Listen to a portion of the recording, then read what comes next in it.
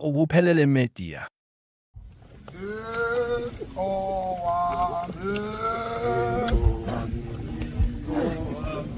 Balalami wana ungi khohlwe ngani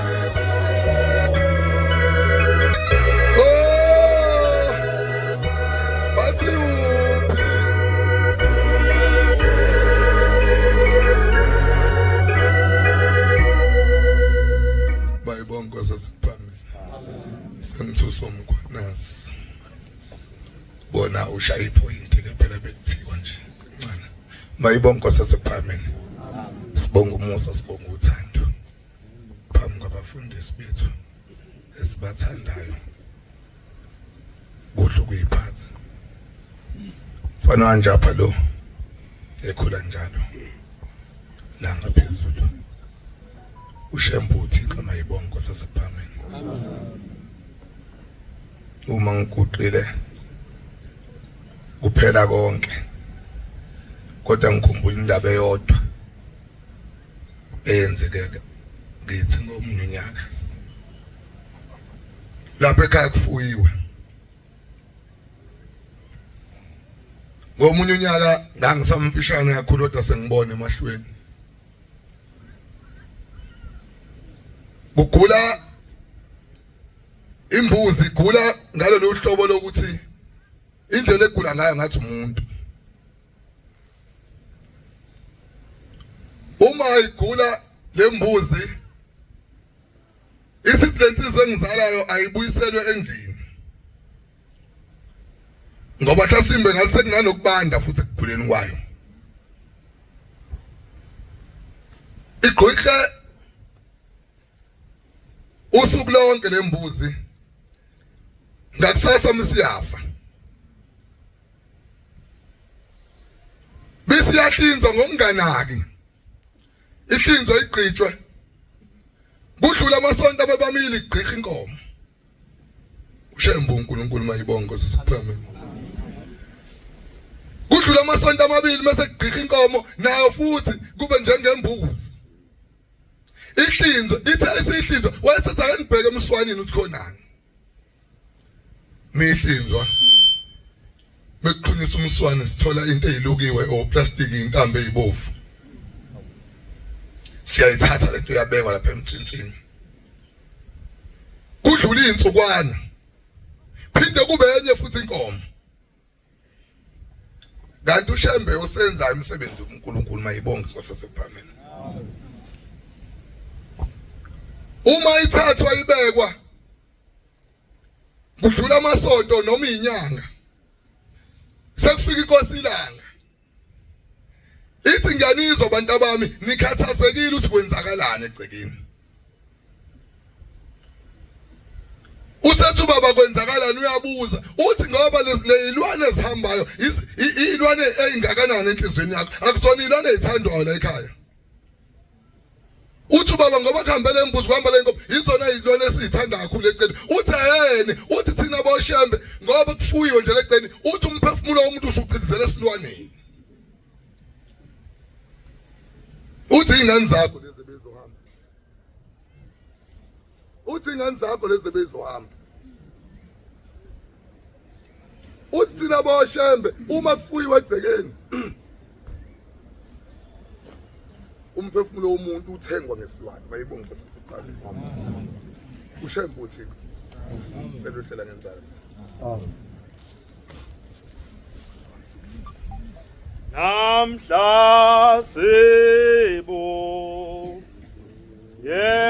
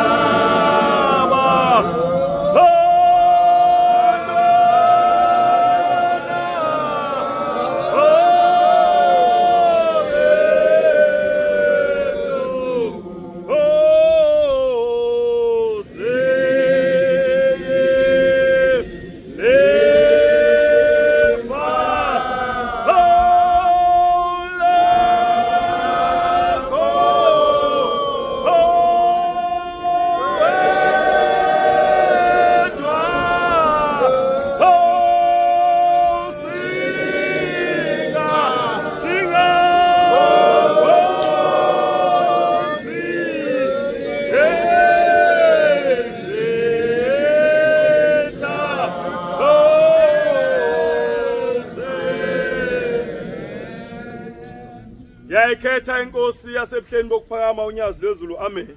Amen. Ngingokamnguni ezweni lakwampukunyoni. Amen. Amen.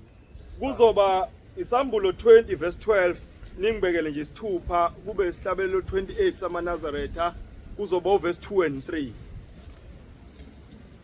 Masifunda incwadi yabahluli uverse 13 ukhuluma ngendaba yendoda okwakuthiwa uManowa. Le ndoda yayingabanga nayo inhlanhla yokuba ithola abantwana nonkosikazi wayo. Kwahamba isikhathi uNkulunkulu wayesebakhumbula ngoba unjalo uNkulunkulu wasebuhleni bokuphakama unyazi lwezulu uyakhumbulana. Mayesebakhumbula kwase kufika ingilosi, mayifika le ngilosi yayisifika ibatshela ukuthi hayi nina nizomthola umntwana. Wayisithi uNkulunkulu sanikhumbulile nizoba naye umntwana. Wayisayixoxa le ndaba lenkosikazi ayixoxela uManowa umyeni wakhe uthi ke uManowa khona inhlanhla abanayo. Uthi uyazi nkosikazi wami yinye into okumele siyibheke njengamanje uthi sithandaze ebese simcela noma simnxusa uThixo bese simuza ukuthi lo mntwana sizomkhulisa kanjani. Amen. Mawufuna ukukhulisa kahle umntwana ngeke umkhulise kahle ungasondeli duze kaShembe unyazi lwezulu kuba uyena okutshela ukuthi umntwana ukhuliswa kanjani. Ngoba uSamuel 2 verse 12 ukhuluma ngamadodana kaEli, uEli wayomgcotsho kaNkulunkulu. Ithi le ncwadi amadodana kaEli awamazanga uThixo kodwa ayizalwa umuntu owayeseduze kakhulu kaNkulunkulu. Makujulayini lamadodana ayeba khona. Makuyisifungo sika-23 lamadodana ayeba khona. Makusethempelini ekhula kahle nalamadodana ayeba khona. Kodwa lithi iBhayibheli awamazanga uNkulunkulu.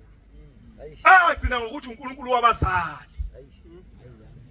Naye afika bakhona inkinga ngoba waze wadlula umzali emhlabeni ngenxa yezono zamadodana akhe. Masiba nenhlanhla ezweni lakithi kufika uNkulunkulu wazofundisa okhokho bethu nabazali bethu ukuthi umntwana ukhuliswa kanjani. Inkinga akisisekutheni wena wenza kanjani. Uyayithatha imfundiso kaShembe noma uyithathi.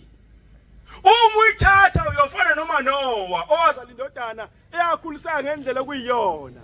Uma ungayithathi kade indaba amadodana kaEli. Uma efika uShembe ufika wathi umntwana ozelwe kuleli bandla yabusiswa. Iqala lapho ke manje indaba uthi wena khamba kanjani ekhaya? Mina khamba kanjani kwababa? Wathi umntwana uyabusiswa hayi ngoba kudlalwa kutekulwa. Kodwa umntwana obusisiwe uma kuthiwa inkonzo kabhekabezayo unikeza umsebenzi omkhulu wasezulwini okubusisa amaliba labo kusuke kuyokuwona. Ukuze nabantu abakhunjulwa bekhumbuleke uma umntwana ekewalibusisa kanti yena kabusisiwe usamcindezele lo muntu. Uma umntwana ebusisiwe unikezwa umsebenzi omkhulu ezulwini ongaze ube khona emhlabeni. Wokuthi wena uzoshintsha ishift yezingilosi ngokuthi uzoshaya insimbi. Umntwana ongabusisiwe akayishaya insimbi. Ezinye inkinga mhlawumbe sinazo emakhaya lapho esizalwa khona beziyoxazululeka ngokuthi khona umntwana ophethe into enkulu yokuthi namhlanje ngishintsha ishift yezingilosi. Mhlawumbe ngalowo mntwana lolu sizo likhona ekhaya mhlawumbe belizophela. Ngoba uShembe ufaka ukukholwa kulo mntwana esemncane. Lento ukuthi ukukholwa into yabantu abadala kayikho leyo nto. Ngoba ukukholwa kona ukuthi ukholelwa ukuthi uzofa cha ulungiselela impilo yakusasa. Ngoba noma ngathi uyahamba emhlabeni una 15 years na 20 years uzojajwa ngokuthi uShembe wathi kumele wenzeni uma umntwana. Wena wenza njani? Manje ke kubalekile ukuthi masihlezi kanjena sihlale sikhumbule ukuthi noma ngathi umncane noma umdala konke esikwenzayo uShembe uyosijaja ngakho noma ngathi sesingaphesha kwethuna. Ngizocela lencwadi yami. Ngabona abafileyo. Lencwadi ngikhuluma ngento eyenzeka ngaphesha kwethuna ithi ngabona abafileyo. Abakhulu nabancane. Kwakungabakhulu nabancane. Bemi phambi kukaThixo. Bonke babemi phambi kaShembe unyazi lwezulu. Izincwadi zaphenywa. Yayisiyaqala incwadi nencwadi yaphenywa. Nenye incwadi yaphenywa. Nenye incwadi yaphenywa. Incwadi yokuphila. Incwadi yokuphila. Abafileyo bahlulwa. Labo bonke abantu asebedlule emhlabeni basebehlulelwa. Ngalokho kulotshwe ezincwadini. Ngalokho kulotshiwe ezincwadini zabo ngiyabonga baba. Ingakho uShembe ayibhala ingoma 170 verse 13 uthi hayi wenkosi yami ungayiphenye yami incwadi ubani okumethenteni yakho Nkosi. Noma ngathi uyabona bona umntwana ozophuthwa yithuba lokuthi ebusiswe akazi wenza umsebenzi wasezulwini. Uzothina uShembe masevula incwadi ngaphesha kwethuba. Mhlambe yonke into esiyenzayo singakhohlwa ukuthi incwadi sibhala sila ekhula kahle, sibhala emakhaya lapho esizalwa khona, sibhala endaweni nje yonke sihlala kuyo. Ingakho noma mabekhula abantwana bethu kubalekile ukuthi njengoba kubuya kuJuly besentanda. Intando kumnandi ngakuthi sengathi inhlanhla yayo umntwana isibuso sabuya naso akusona esakhe yedwa. Sifika sibe sekhaya sisuke lapho kuzozuza ngisho intempeli kuzuze ngisho indawo la hlala khona. Isibusiso. Shamba sifundise ngazo. Sengehlela ngezansi. Uma kudlula amadoda amathathu emhlabeni ayengabangani. Mayifika ngaphesha kwethuna. Afika kunomfula omkhulu la. Kunomfula omkhulu lapha. Umuntu nomuntu unikeza ugodo lwakhe. Kwathiwa ngalolu ugodo imsebenzi oyenzile emhlabeni. Futhi mawenza kahle liyaluleka ugodo. Ungenzi kahle liyancipha ugodo. Manje ke njengoba umuntu ayibhala incwadi esaphila emhlabeni wonke umuntu ayinikezwa zifika lezi insizwa. Bese sinikezwa lezi ingodo. Ziyafika ziyabona kushubile hayi kwaba naleyo nhlanhla uthi hayi ngathi ukuhamba kahle bayibeka ho kwabelabekeka wayisiyawela ngalolu ugodo.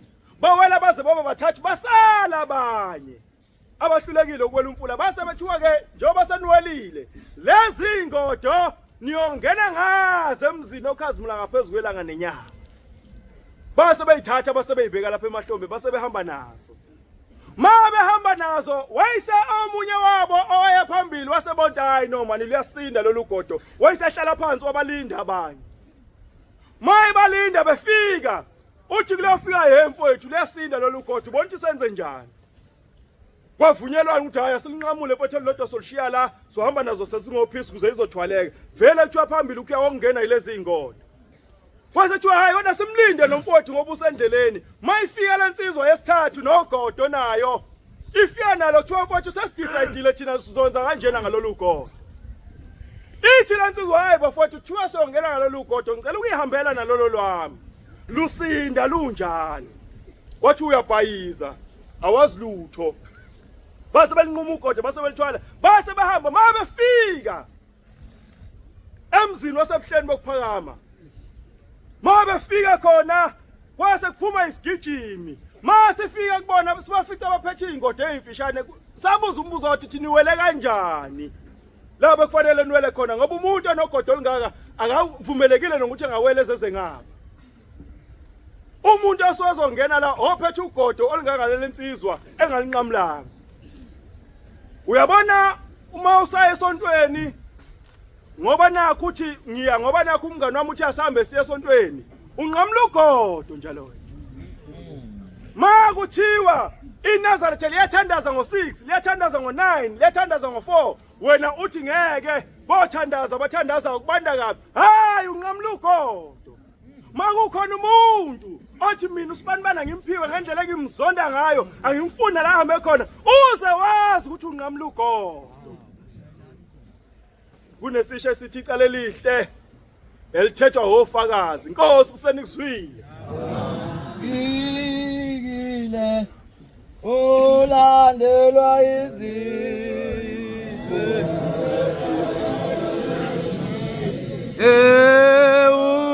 ufikile esimuzini ufikile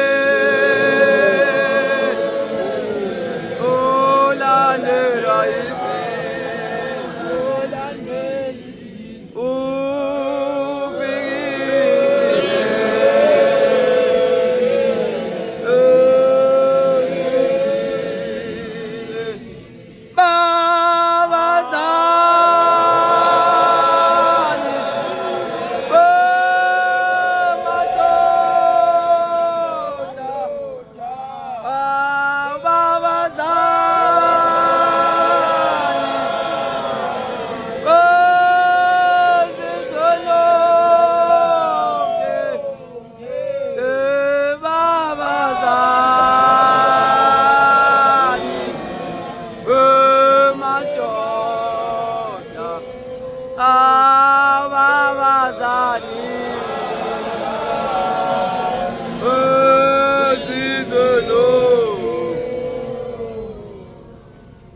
ngiyayikhetha inkosi enkulu yakithi ebuhleni bokuphakama unyazi lwezulu amen bantwana benkosi enkulu umntwana okhulumayo isibongo sakhe wakamanqele igama lakho khayeli owangapha ezweni la kaNongoma amen ithempeli ke igama lapha ekhaya amen maNazaretha njengoba silapha sihlangana ngoshembe uNkulunkulu yazi noma ungamuza umuntu ko TikTok ubekhuluma ngoshembe ethi ushembe akasi umuntu ushembe unjani manje ushembe lapha endlini uNkulunkulu lapho ushembe hey noma ngabe uyamuzwa uzibanibani ngakini uthi ushembe uhandiza ushembe wenzani la yathi kushoyo ushembe lapha ekhaya unyazi uNkulunkulu lapho ushembe bese wena manga umuntu ethi ushembe umuntu bese wena uyabhala uyamphendula hey uthi ushembe wasebuhleni evala umhlangano lapha uthi hey ningabaphenduli bantwana benkosi bantu abasha sengathi ushembe ubengangena kithi siye ukupostwa ku TikTok yabona ubaba uthuka nje ingenxa yethu asilaleli ubaba siyamposta ku TikTok sikhuluma ngaye sezumathanda uthi baba sinamposti thina tamposta senzani sikhulumazelani igama lashembe ngoba tala bankosi iTikTok asephakameni malipa libande olibuza kithi kodwa thina abantu abasha senza umathanda nje mangabe fanele ubaba simpost yamposta kodwa lutheni singampost yazi yazi kuyinkinga Nazaretha uthi uyangena ku TikTok noma kuphi uthi uyafika ufica umuntu oyiNazaretha umuntu owazi umthetho umuntu umuntu ongena emfuleni ongena emanzini kodwa umpostile uba mawungena uthi ama comment ku TikTok ufike igama engenglisho engabizwa ekhaya igama likababa kuthiwa siyenga lo onze ukuthi nokuthi hey bantwana benkosi kodwa ake ngikushoyo lokho abakwenzayo kuzobuzwa kithi ngekubuzwe kubo kuzobuzwa kithi ngoba benkosi ngoba umuntu olakaningi ngeswa Ukuphelele media. ngicela ngifunde incwadi lethi ndodana yami ungakhohlwa isifundiso sami ushaya usifundisile ushaya ufundise ngesabatha ushaya ngasifundisanga uthi ngesabatha sambeni sobuka ibhola stadium ushaya ufundise ngesabatha uthe uNkulunkulu uyabathanda abagcina isabatha ligcineke nawe kanye nabendlu yakho bonke ushamba kashonga ukuthi ligcineke nawe wedwa akasho ukuthi ngihamba ubuka ibhola stadium ngesabatha ushamba kashonga ukuthi ngesabatha hayi ngiyengcwabeni ngiyongcwaba umngani wami bengihamba naye ithi incwadi yeBhayibheli ngilahlukanisile nabezizwe ubani ngapha bone njani ngamathathu emngcwabeni Nkosi baba ngiyakuthanda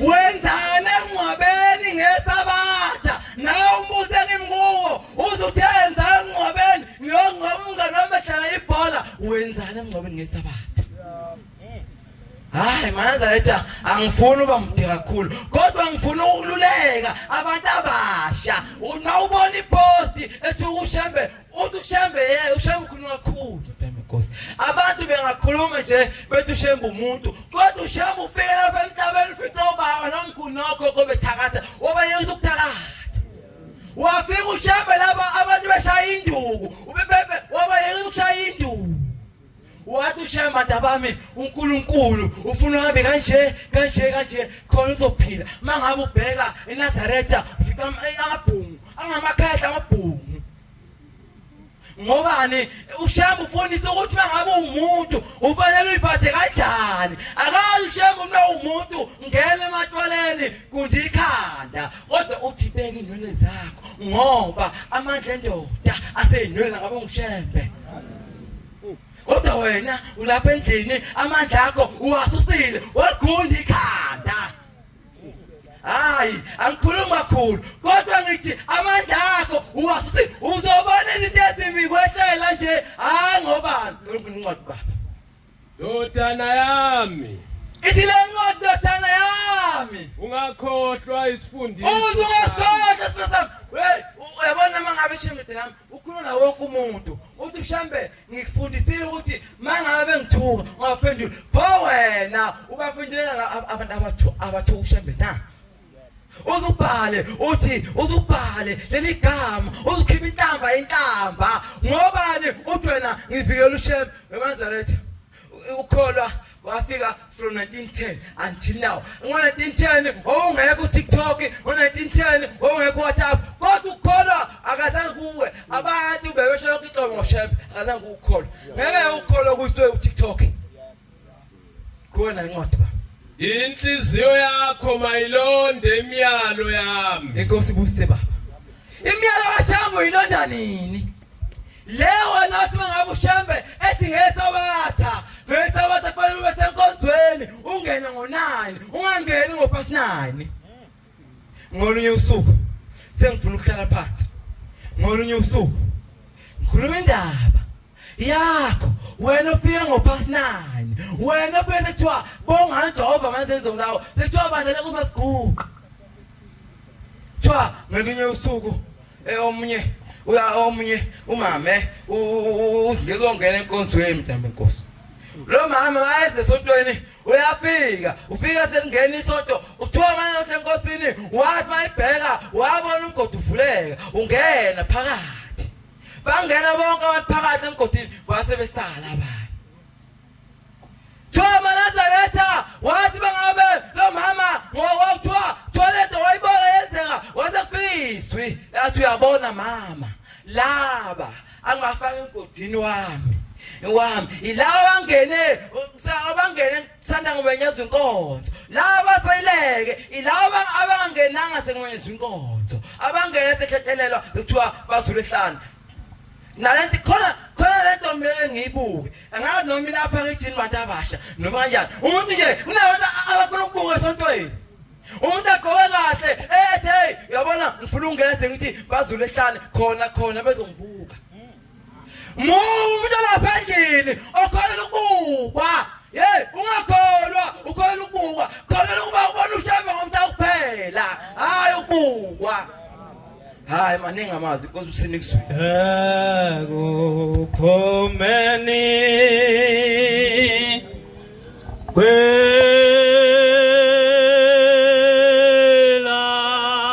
kwelanga bengiso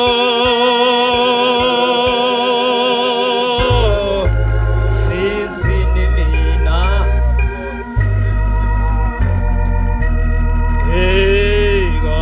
kuphomeni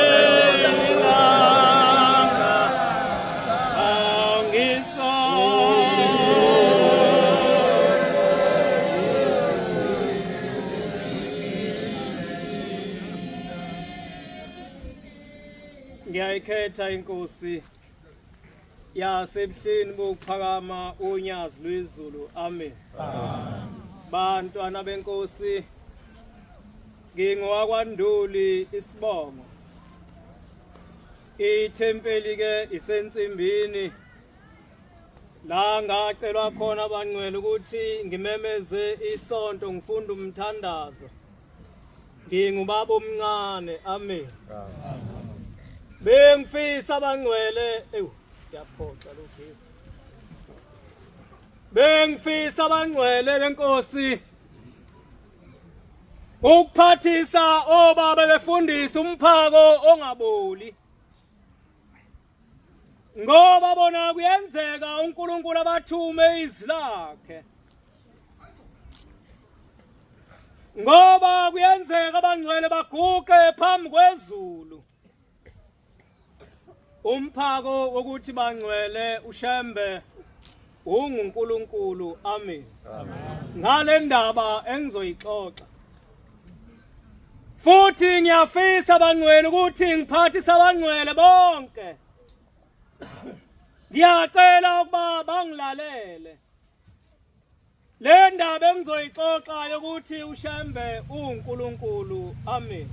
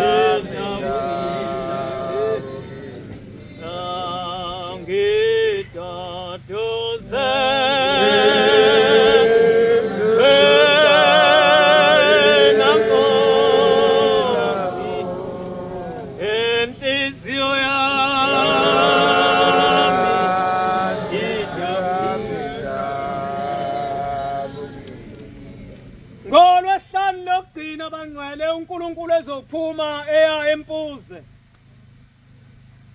ubiza umfundisi uNtombela uthi mfundisi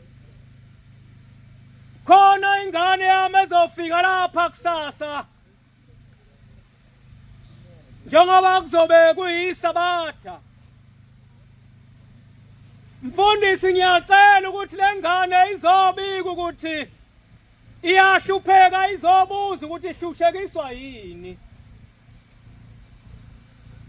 masifikile mfundisi ngiyocela ukuthi uyitshele ukuthi ihlushekiswa ukuthi umkhulu wakhe wayihenga wayilengisa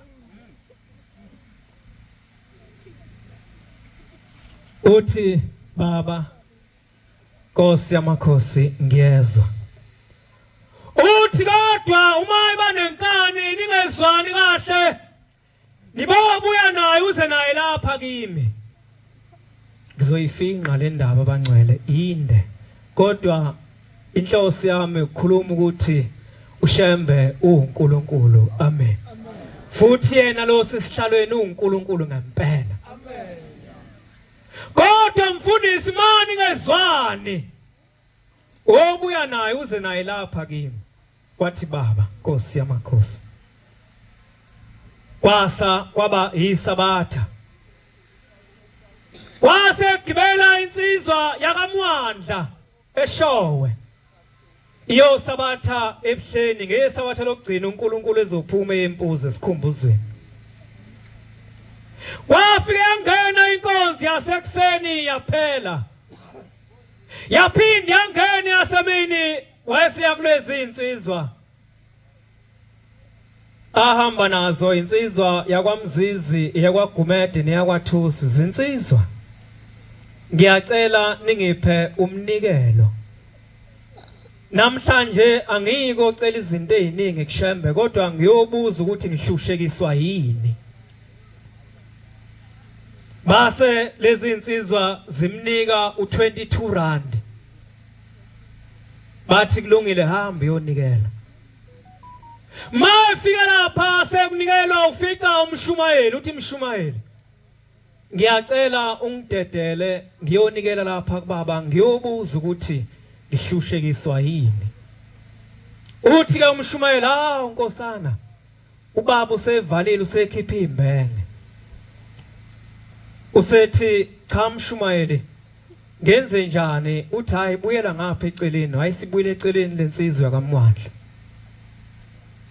masibuyela eceleni kwase kufika kuyo ukuthi ayikhulume namaphoyisa kababa yayisiya kwelodwa ngithema ngiqala ukukhuluma ngiphathisa ubaba befundisa ukuthi uShembe uNkulunkulu namhlanje eguqile nale ndaba bangayishiyi amen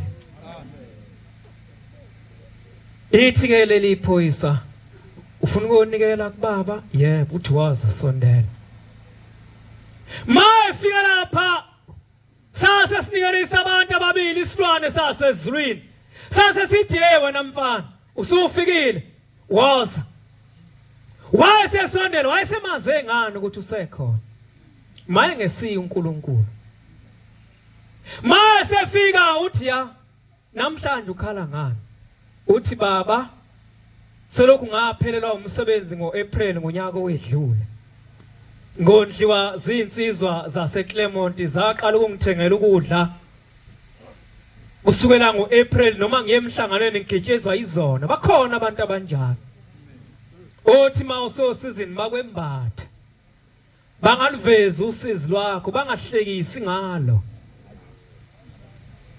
bangahlekisi ngosizi lwakho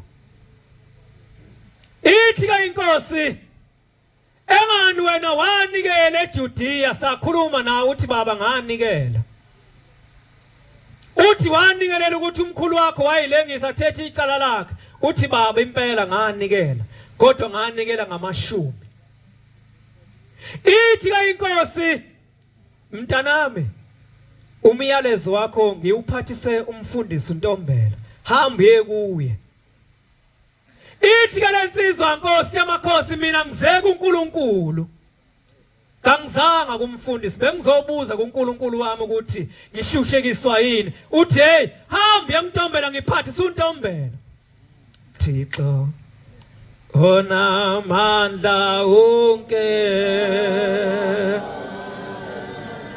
siphe lo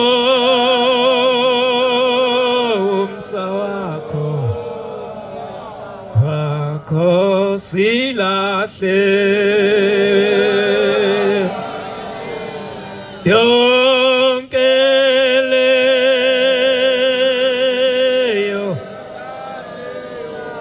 keleyo mi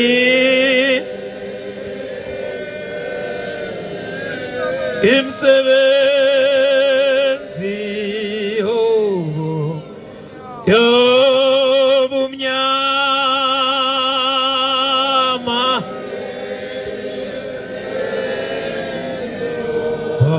Yama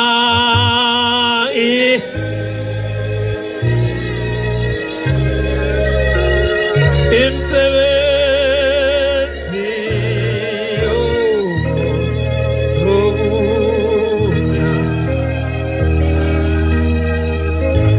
yayisisuka lensizwa yakwamandla yayedokodweni likamfundisi uNtombela afika isikhala kulo uthi umfundisi wena mfana okhala kwenze njani ukukhala esontweni uthi baba mfundisi kade ngiyonyazini ngiyonikela kodwa luthe angize kuwe wayesendlala icephe embili wasethi hlala lapha phansi ngivele ngilinde wena ubaba ungitshelile ngawo izolo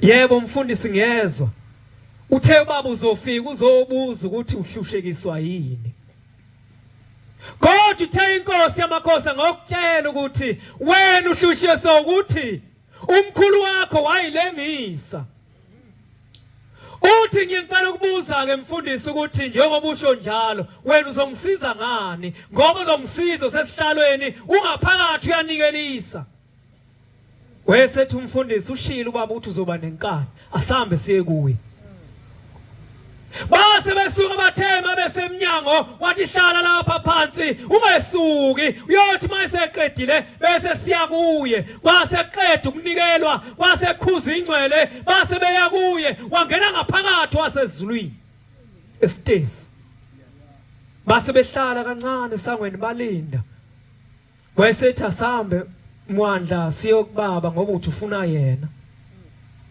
ma befika lapha base bekhonze enkosazaneni siyacela usicelela ubaba lensizwa lena abengithume kuyo inenkani uthanga obuya masiphambana sengibuyise yona yayisingena inkosazana yabuya yathi uthi ubaba mlindeni uzawuphuma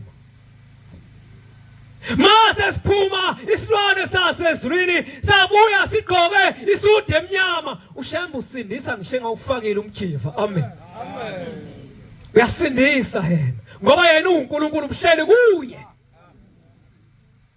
wayesephuma neumbrella yakhe wabambelela kuye wathi mfundisi yini ekwehlulayo ukhuluma nalensizwa wathi baba lo muntu unenkani uthe udinga wena wasethi wemlumzana uyalazike lelozwi wemlumzana yini inkinga yakho uthi baba Nkosi yamakhosi ngizobuza ukuthi ngihlushekiswa yini uthi ngani ngakutshela ukuthi wena umkhulu wakho wayilengisa uthi inkosi yamakhosi nganikele eJudiya ngamashumi uthi make mntanami ngiyile kwabakini kaMwandla ayi uthi sengiphuma kwabakini kwaMwandla bathe bona bafuna ukunikelwa ngamashumi thina sanikela ngamashumi sithethe amacala ngamashumi bathe mangifika kubona bafuna imbuzi ezintathu ukuthetha icala likamkhulu wakho abafuna ukuthi unikele ngamashumi uthi inkosi yamakhosi manje mina ngizokwenza njani ngoba kusuka ngonyaka odlule ngiyondliwa uthi pha ufike kanjani la baba ngigitshezwe izinsizwa zaseClermont uthi yabona ke laba bafana baseClermont ibona bazokuthengela imbuzi laba bagibezayo abakondlayo ibona abayokuthengela imbuzi hambe kubo sengikhulumile nabo uma engesiyo uNkulunkulu wakhuluma kanjani nabo yayisiphuma lensizwa iphuma ikhala khona lapho yayisiphuma isikhala iya kulezi insizwa bafowethu kade ngiyonyazini luthe lwathi zithi lezi insizwa lalela ke eMwandla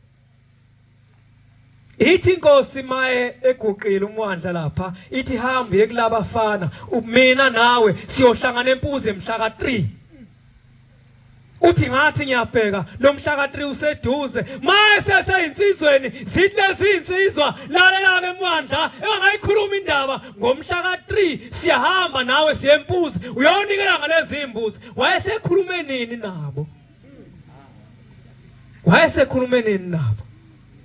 Shembu uhlala enhlizweni yomuntu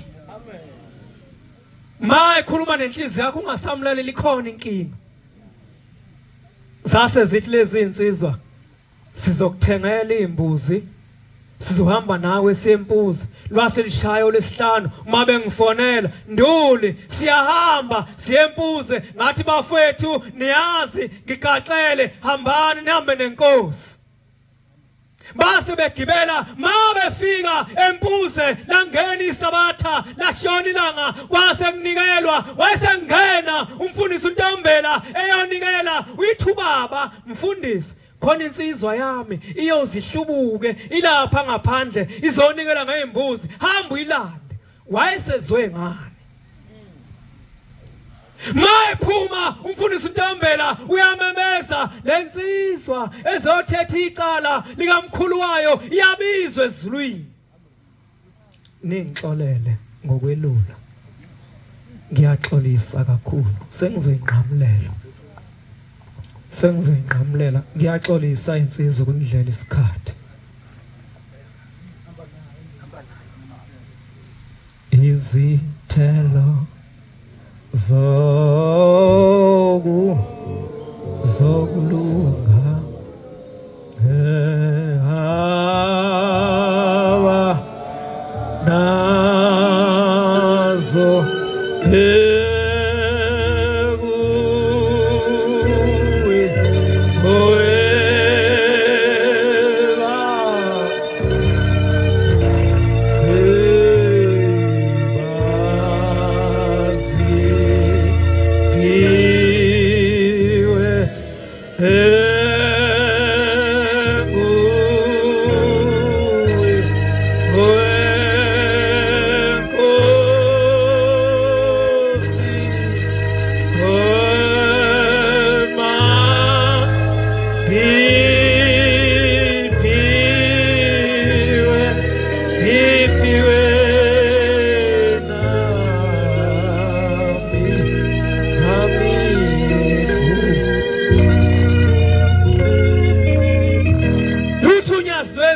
usewufikile mntanami uthi baba sengifikile uthi ziphi imbuzi uthi inkosi yamakhosi zilapha ngaphandle uthi pho uyithole kanjani uthi inkosi yamakhosi ngiyidayisele lezi insizwa engihamba nazo lapha eClermont uzikudayisele ngamalini uthi inkosi yamakhosi ngidayisele ngo3 rand imbuzi yodwa ishumi ukuba kwakuuwe wazothi 1000 wazothi 2000 bathi Mwandla imbuzi yodwa 10 uzuthetha icala likamkhulu wakho yayisiguqa lensizwa uthi ke lo nkulunkulu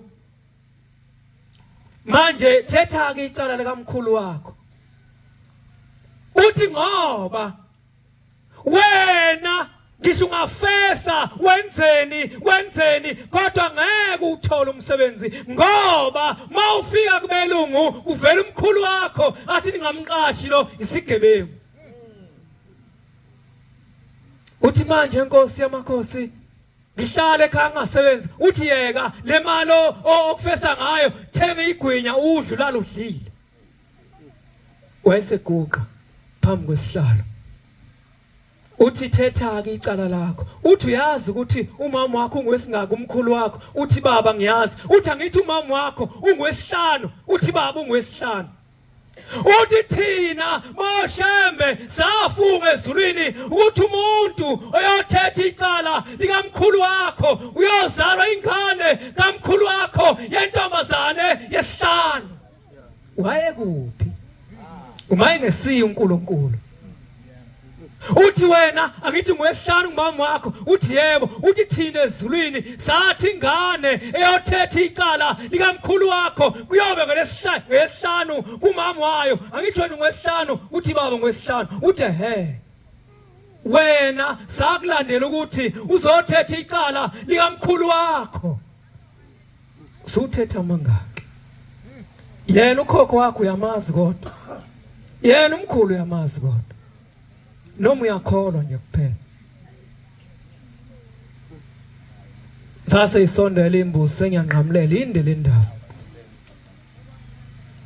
le ndaba wancale cha abantwana benkosi kodwa lensizwa yathi mayisinekelile yaqeda uNkulunkulu wathi hamba uzothola umsebenzi ngomsombuluko uzoqashwa lensizwa yafonelwa lapha eKing Shaka ingazange ifake iCV yayingazange ifake iCV kwathiwa woza uzoqala interview yafika yenza interview yaqashwa ngomsombuluko kwathiwa sizokufonela emva ka2 weeks sengiyanqamulela kodwa uphelanga u2 weeks kwaba ngomsombuluko yafonelwa kwathiwa wozoqala namhlanje lapha eKing Shaka la isebenza khona kuno Toyota okhona lapho la isebenza khona ngiyaxolisa uNkulunkulu oyingcwele oyidinga le ndaba iphelele sengiyomxoxela ngaphandle amen inkosi busene kuzona yehla moya Oh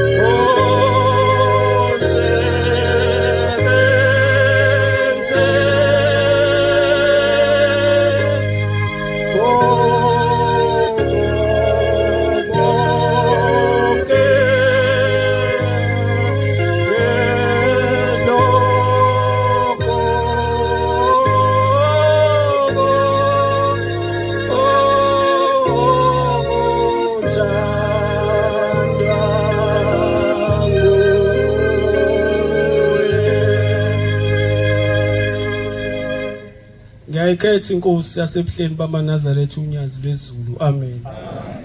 Umfana okhulumayo uphasika wakamthimkhulu kwaMpukunyoni. Amen. Lasho njalo ihuka likaMahile lamanhlabelela lengoma noma libhala lathi yehla moyo oyingcwele ngena wena kithi usebenze lokho okuthandwa nguwe. Ngoba umoya osuku usebenza kuwe noma into oyenzayo isho ukuthi umoya onjani ongene kuwena. Yasho njalo inkosi yamakhosi ngalelo langa yayikhuluma ithi uNkulunkulu mayifaka inhliziyo yenkawu uyungene umoya wokweba bese uyithola usuweba. Uma uNkulunkulu ekufaka inhliziyo yemfene ukungena umoya wokuthakatha uyithola usuthanda ukuthakatha. Noma uNkulunkulu ekufake inhliziyo yenkukhu uyithola usuthanda ukudla. Khona abantu abathanda ukudla phela inkukhu ayisuthi. Inkukhu idla kusukela ekseni ngaze kushona ilanga lokho ingqofa iranda wonke umuzi ngeke uzwe inkukhu kuthiwa isihleli phansi sisuthi. Nomuntu uNkulunkulu memfaka umoya wenkukhu uyengena umoya wenkukhu adle njalo khona umuntu odla ekseni aphuza itiye adla ipharishi adla amagwinya agcoba isinkwa kuze adla ama-apple adla ama-orange kuze kushona ilanga lokho edla nje ungena umoya wenkukhu. Ngaleso sikhathi inkosi yayikhuluma ngenkosi uNebukadnesari. Le nkosi lena naye yayisimdelelile uNkulunkulu ithi inkosi langa thina boshembe sayifaka inhliziyo yenkomo. Le ndoda lena inkosi uNebukadnesari yazizwa isithanda njena yasuka emzini wayo yahamba ezantsi edanyini kuthiwa lithi iBhayibheli engilifundayo yayidlutshani njengeinkomo ikade iquluse nayo iphuza amanzi njengeinkomo. uNkulunkulu wayifaka inhliziyo yenkomo. Manje maNazaretha njengoba silapha njena siphamu kaShembe maNazaretha ingcwele. Ngelinye ilanga kuxabana uKharipawuda uKhayi Raja. Ixabana noSawoti. Manje iRaja yachoma ithi wena Sawoti ayikho indaba yakho wena yazi indaba yakho angiyingeni indaba yakho. Wena nje yazi uyakhohlwakala noma kuyogrosswa awubhalwa naphansi elistini ukuthi sothenga uSawoti ngoba ushibhile u6 uSawoti ngawugcina u6 angazi ke manje u6 uthi wena Sawoti ushibhile wena yazi noma kuyokubhalwa igrossa awubhalwa naphansi wena uyakhohlwakala. Ithi kodwa mina kushirajisha isifuba ithi kodwa mina hlezi ngikhona kuyilist ngoba kulungu mangekho la ekhaya kushiraja. Ithi futhi mina mangikhona yazi mangikhona mina ebhodweni isimo siyashintsha khombisa ukuthi sengifikile mina mfoka Raja. Wathula uSawoti ekulaleli lokukhuluma wathi uSawoti yazi ngiyakuzwa mfowethu ngiyakuzwa uyakhuluma uqinisile khona hayi mina ngishibhile bandla hayi ngishibhile yazi imadlana nje encane futhi noma ngekho abantu abanandaba nje hamba kwamakhelwane yongicela uSawoti ngoba nje into ethatheka kalula. Sawoti uthi kodwa wena inkinga yakho mina into enkulu ngayo kuwe wena uyabonakala mina ngibonakala mangikhona kodwa ngiyazwakala. Ithi wena udle ngokubonakala wena ukuthi usukhona kodwa uzwakali mina ngibonakala mangifika ebhodweni kodwa ngiyazwakala. Kwanda amaNazaretha njalo njengamanje khona amaNazaretha abonakala kodwa akazwakala. Ungabi khona amakholwa amaningi ayabonakala kodwa abazwakali. Noma likhona liyagama likholwa uyalibona ukuthi likholwa ngecontent. Ligamile liyabonakala njengoba sizophuma nje lizothatha ama selfie lishuthe ngoba liyabonakala.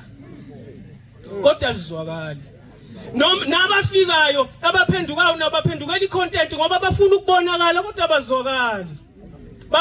Bangokharipawuda cela ungifundela mfethu Mateyu 11 verse 4 to 5 verse 4 5 and 6.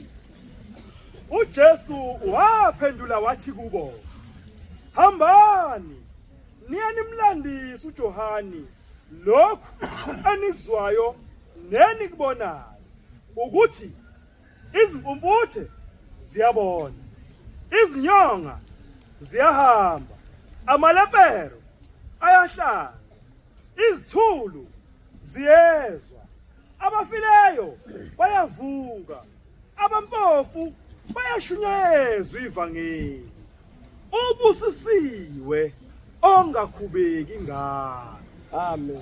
Ngizocela ungifundele, ngizokutshela mase ngithi ngifundele. Lapha ke le ndaba lena efundwa umfowethu indaba kaJohane. uJohane ke kwakumbhabhadisi okuyena owayehamba memezela ukuthi bafowethu kunomuntu omkhulu ozayo emhlabeni engisaba ngisho nokuthinta isicathulo sakhe. Igama lakhe uJesu. Nangempela ngiyazama ukuyinqamulela le ndaba ngenxa yesikhathi. Kwafika isikhathi lapho khona esekufanele ambhabhadisi wasembhabhadisa. Indaba eyaziwayo, indaba yejuba nani, indaba eyaziwayo nokwehla komoya ongcwele. Kodwa ngikho lapha. Kuthi emva kokuthi esebhajadisiwe uJohane wayeseboshwa. Waboshwa inkosi uHerodi. Wathi mayesembophile uHerodi umbophela nje ukuthi uJohane ngithi manje uHerodi inkosi uHerodi yagana umfowabo uPhilip esaphila. Wathatha unkosikazi kamfowabo uPhilip. Unkosikazi lo igama lakhe kwakuHerodiya. Wasegxeka lo uJohane. Wasegxeka lo wathi kodwa ndaba ezitha kukho right lokho. Asikufundanga lokho emthethweni kaMose ukuthi uyakwazi ukugana umfowenu esaphila. Wathi megxeka lokho wase inkosi ithi wena wazini. Wazini wena. Wasemthatha wamfaka entilongweni. Waboshwa. Indala lento maNazaretha ukuthi umuntu okhuluma iqiniso aboshwa. Akusinto la eSouth Africa kuphela njengoba la eSouth Africa mawukhuluma iqiniso uwakhe luzungu ufakwe ejele. Indala leyo yasuka kuHerodi inkosi. Uthi ke mayiseboshiwe uJohane kanti noJesu ngalo lo embhabhadisa ugila imkhuba ngalena uphendula abantu uvusa abantu abafile wenza yonke into enhle ongayicabanga uvusa ngisho nezimpumputhe ziyabona njengoba incwadi kaDisho. Manje uJohane uyakuzwa lokukhuluma ukuthi lo Jesu embhabhadisa inkulu izinto azenzayo ngaphandle yena ungaphakathi waseqala uJohane efike lokungabaza.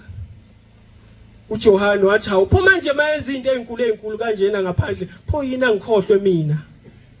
Yini engangikhumbuli mina. Yini engangikhipha osizini. Yini pho mina ngisejele kusho uJohane esentilongweni. Njengoba nawe ungasho kanjalo uthi pho manje ushembe uNkulunkulu kade esho nje ubaba uNduli unkushembe uNkulunkulu ungahle ngoba uhlezi phansi nje mhlambe nawe uyayibuza ukuthi pho yini mina engangikhipha osizini. Yini pho mina umsebenzi ngawutholi. Yini pho mina abantwana bami bephuza kangaka. Yini pho mina nginosizi ngingenamali. Uthi ke mase eyibuza kanjalo wasethumela amadoda amabili uJohane. Wasethumela amadoda amabili wathi hambani niyongibuzela kuJesu ukuthi niyobuza le ndoda ukuthi uJesu ukuthi uye yini lona besimlindele noma sisazolinda omunye na. Ubuza njalo kodwa uyena wembhabhadisa. Ubuza lo mbuzo kodwa uyena wayekhona uyena wembhabhadisa kwehla umoya ongcwele uyisimo sejuba wangena kuJesu kwaze kwakhuluma uNkulunkulu wathi lo uyindodana yami ethandekayo kholwani uye. Kodwa ngoba wayisosizini uJohane wakhohlwa konke lokho ngoba kuyenzeka masosizini bese siyakhohlwa ukuthi ushembe uNkulunkulu. Bese siyayibuza ukuthi ngabe uye. Ngabe uNkulunkulu ngempela ushembe ngabe unyazilezi uNkulunkulu na. Base behamba mabefika bambuza uJesu ukuthi sithunywe uJohane ukuthi uwe yini lona noma khona omunye samlindile na. Waphendula impendulo ehlanipheke kakhulu uJesu wathi akukho engizokusho kodwa hambani nimtshele lokho ukuthi impumputhe ziyabona abana malaria phelo bayaphiliswa nabahluphekile bayashunyezwa ivangeli. Base behamba nakho ke lapha ngithanda khona egcineni kuverse 6 uthi ubusisiwe ongakhubeki ngami ngoba kungenzeka maNazaretha ukuthi nathi njengoba sikhona lapha nje ushembe siyamngabaza mawusosizini ngoba sibuka isikhathi ukuthi isikhathi sesihlala isikhathi eside usosizini ushembe engakubusisi. Amen. Manje isikhathi asisho lutho ungathi mawusosizini bese ucabanga ukuthi ushembe akekho. njengoJohane wathi masosizini wasecabanga ukuthi uJesu akekho kuyenzeka abekhona kodwa manje athule kunesikhathi lapho uNkulunkulu athula khona. Yabona mawusebhanoyini bangixolela bangaze beligibela ibhanoyi yabo mose ebhanoyini ningakasuki nje phansi nifike nihlale phansi bese ukapteni eyakhuluma ethi ke njengamanje sesosisuka njengamanje siye egoli bese thula mase semoyeni ibhanoyi ngeke umuze ukapteni ekhuluma uyayithulela nje athi uyoza khuluma futhi mase nehla mhlambe negoli njengamanje sesifikile egoli noNkulunkulu njalo maNazaretha ingcwele noma sihamba seKenana ushamba ukhuluma amasuka ngeke umuze ehambe simise endleleni eshumayela kodwa size simuze sekhuluma mase sifike eKenana ngoba uNkulunkulu ngasonke isikhathi kunesikhathi lapha suke sethule khona nasempilweni yakho kunesikhathi lapha kasuke sethule khona sengihlala phansi zintathu indlela maNazaretha ushamba uNkulunkulu ngicela ngifundele 27 isihlabelelo mina zintathu indlela engizaziyo zokuxosha amagundane ekhaya 27 isihlabelelo Thixo ulithemba lethu Thixo ulithemba lethu ngesikhathi zonke ngekhathi zonke Themba limbe asinalo ngiyabonga ngithe zintathu indlela engizaziyo mina zokuxosha amagundane indlela yokuqala mawuhlushwa amagundane ekhaya uyuthenga unoxhaka kodwa mawunonoxhaka unoxhaka waqeda amagundane unoxhaka lokho elibamba nga1 uhamba uyolilahla kufike elinye ufike ubambe nga1 ayaphela yini amagundane awapheli uyishiye phansi unoxhaka wenza indlela yesibili uhamba uyothenga iRitex ufike uyithenga iRitex uyibeke lapha nayo iRitex ayiwathenga amagundane ayiwaqeda amagundane fike lidle liqumbe life uhamba uyolilahla noma life la endlini kunuke la endlini lifike nelinye lidle kulife linuke ayaphela yini amagundane awapheli kodwa indlela engiyaziyo yokuwaqeda iyodwa hamba yofuna ikati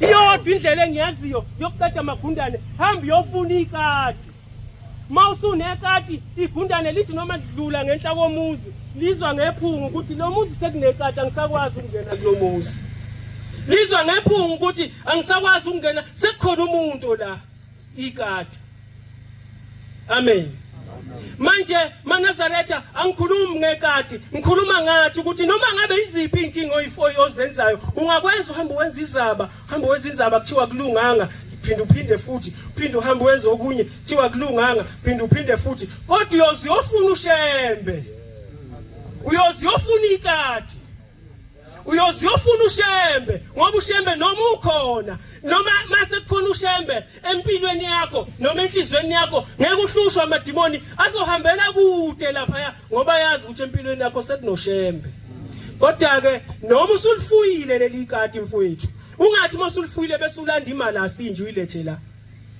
ngoba imali asayizwani nekati makufika imali asinja ikati lenza njani liyabaleka manje nawe mawusunelinye ithemba lokuthi wena usunesibhamu esigadayo empilweni yakho lizohamba ikati uzosala wedwa azobuya amagundane inkosi buseni kuzulu lwazi lonke usizi alwendi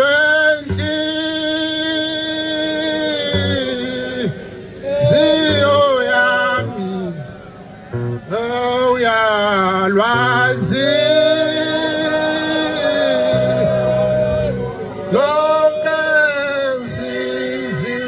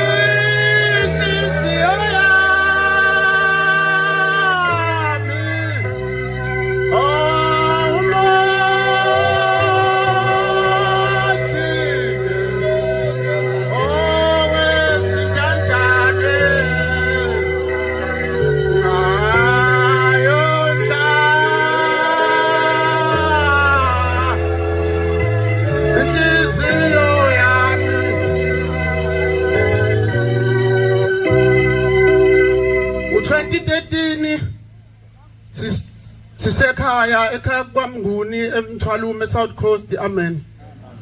Ngiphethe ubaba umshumayeli umhlongo, umama umkhokheli ukhomo, ubaba umfundisi umvubu. Amen. U2013 sisekhaya sekitchen, sihleli emva kwesicabha ikhishi lukusisikhona. Masihleli la sekuntambama ikhathi ngizazi lapha ko past 8 sekukhona umuntu onokhaya eminyango. Mayinokha lo muntu bese ngibuza mina ukuthi ubani lo nokhayo. La endlini siba u4. Imina umfowethu engimlamayo nabanye abafowethu ababili abayimawele ogazi lami. Mangibuza ukuthi ubani bese ethula lo muntu bese phinda inokhi. Bese ngibuza ukuthi ubani bese ebuza ukuthi ukhona uNkosinathi. uNkosinathi umfowethu omdala ngithi akekho. Athi khona bani ngithi khona uMahluleli. Mahluleli umfowethu engimlamayo. Ebese ngisukuma mina ngiyavula isicabha. Isicabha ke sasekitchen isihlukene kabili, sivule ngaphezulu nangezansi. Uma ngisivula lesicabha kumnyama eminyango ngaphakathi endlini kuyakhanya. Mangisivula lesicabha ngisondela ngilunguza. Mangilunguza lo muntu uyahlehla. Ngiphinde ngisondele ahlehle. Ngangisanda kufika kule nkonzo. Ngangisanda nje kufika futhi ngangakabhajadiswa nhlobo, ngabhajadiswa ngo2015. Mangivula lo muntu ehlehla, ngisondela hlehle bese ngibona ukuthi hayi ngeke kusalungile bese ngihlehla nami. Ebese suma umfowethu lo obuziwe kwesibili ukuthi engishilo mina ngathi ukhona uMahluleli. Wabe sekusukuma yena. Maye sukuma esondela bese ngibuyele eceleni. Kanti ngizothi ngibuyele eceleni lo muntu bese vele ebeka umbhobho wesibhamu la efremini lomnyango. Maye ubeka nje besisho lento ngiqala kwakizwa. Maye isho lento sekitchen idume kuvaleka amadlebe kuyimhlwehle emsamu. Maye imhlwehle sesithukile nathi ngiyaguqwa ngiyambuka ngiyambuza ukuthi ushayekile. Uthi cha. Bese ngisondela kuyena ngima ngiphamisa ingubo ngibheka etrunkini ngiyafika kubovu. Ngiyabona ukuthi ushayekile. Bese angisanda kufika kule nkonzo ushempe uNkulunkulu maNazaretha. Ngase ngithatha le photo lele khona lele lumgeqa elilengiswa la. Ngase ngilithatha ngilifaka kuye.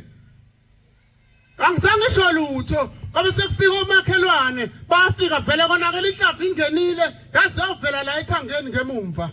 Kodwa ngenhlahla izinso namathamba akhe azange izithinte lutho. Bafika amaphoyisa neambulance bamthatha bamba naye bayesibhedlela. Sasala sesiyasaba nokulala manje. Sasesihlala ke kwaze kwasa. La ngiqondo kuya khona ukufakaza ukuthi ushempe uNkulunkulu. Umfowethu lo wayefunwa kwahamba isikhathi engasabuye ekhaya ngoba samtshela ukuthi labantu abadubula umfowethu bathe kahle kahle bafuna wena. Kwaphela iminyaka engaphezulu kwemithathu engabuye ekhaya. Kulezitsukwana nje ungakufika uJuly sesihleli ekhaya siyakhuluma. Sithi ke mfowethu awukhaze wase uhamba isikhathi esingaka ekhaya ungabuyi kwenze njani ngoba uyiNazaretha. Inkonzo sifundiswa lapha eNazaretha kuthi inkonzo ayiqala ekhaya before ifike eThempelini. Manje wahamba ungabuyi uthi hayi angithi niyakhumbula nina ukuthi ngalathi kufika abantu bengidubula bezodubula lapha babethe bafuna mina bangangithola uma ngibuya nicathi ngizoba yini la ekhaya. Wasekuphendula udadewethu omdala uthi hayi lalelani mina ngathi ngilele le ekhaya ngabona umuntu egqoka ujazi omhlophe nesigqoko esimnyama engena ekitchen ehamba ethetha engena ephuma ethetha engena ethetha. Uthi wena mfowethu wangeke udubuleke ngoba le ndoda yayingena lapha yayizokhuza lokufa. Khuluma ngomuntu wayebona leli phupho nana akalona iNazaretha.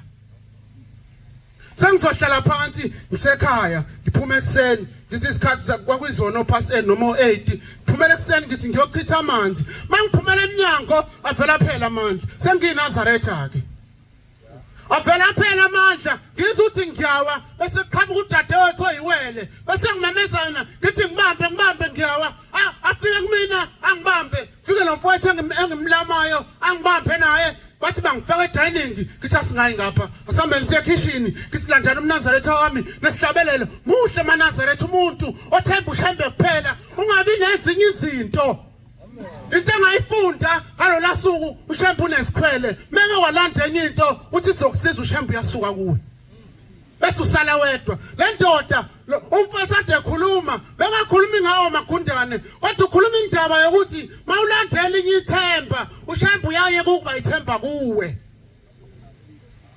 bangithatha bangifaka ekitchen ngalethana umNazaretha wami bangigqokisa lethana isihlabelelo kwakuyilesi asikho esinye nginaso ngaguqa sengibanjiwe angikwazi kwakuguqa omunye ume ngapha bangikhakile nginazaretha ngedwa ngathi singabakhumbula labantu abayimaNazaretha bodwe emakhaya abo sihlale sibavakashele noma umbona umfowenu ukuthi usibani washona apha ethempelini asamboni musukhuluma kabi uthi usibani abasasonti baba uyazi into emhlalise ekhaya saseke ngiyathandaza lapha ngiyabona ukuthi akulungi ngathi bizana abafowethu esigida nabo bababiza bafika bagqoka iMnazaretha bahlabelela hayi ngiyeza ukuthi ngiyahamba emhlabeni ngathi bizana umshumayeli kwathi umshumayeli akekho uye enkomeni izulu lalina ngathi hamba wena ufika ugadi inkomo umshumayeli abuye lapha ngoba ngizohamba emhlabeni ngiyagula wafika umshumayeli wayegqoka utapolo yelo ngikhumbula kahle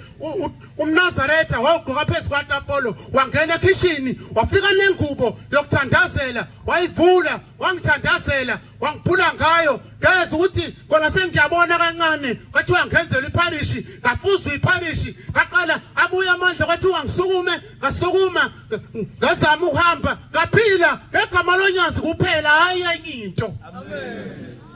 Ngiyabonga ithuba amaNazaretha inkosi ibusisa amazwi Ubuphelele media.